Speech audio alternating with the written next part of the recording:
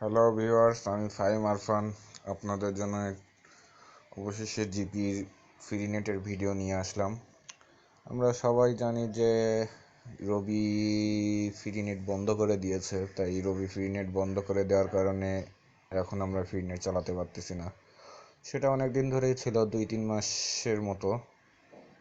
স্পিডও অনেক ভালো ছিল। তাই অবশেষে আমি একটা ফ্রিনেটের টিপস নিয়ে আসলাম গ্রামীণের জন্য। এটা হচ্ছে জিপি মেমএস দিয়ে চালাতে হয়। প্রথমে আপনার সেটিংয়ে যাবেন,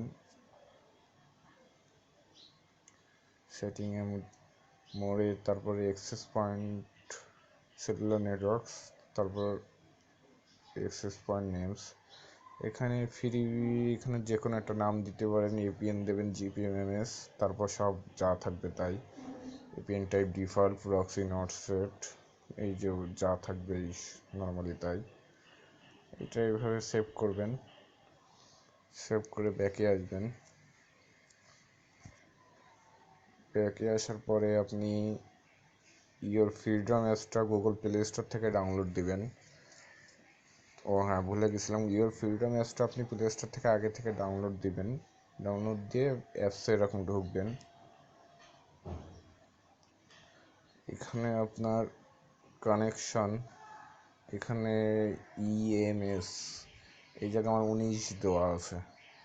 এখানে আপনারা 19 দিবেন। এখানে অনেক সংখ্যাই থাকতে পারে, কিন্তু আপনি দেবেন 19। আর এখানে কানেকশন HTTPS থাকবে, আপনি ডিএনএস দেবেন, ডিএনএস। তারপর ব্যাকে আসবেন।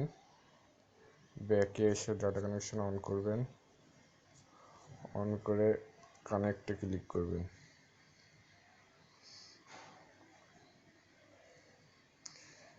এই দেখেন বন্ধুরা, কানেক্ট হয়ে গেল। এখন আপনি এটা মিনিমাইজ করবেন।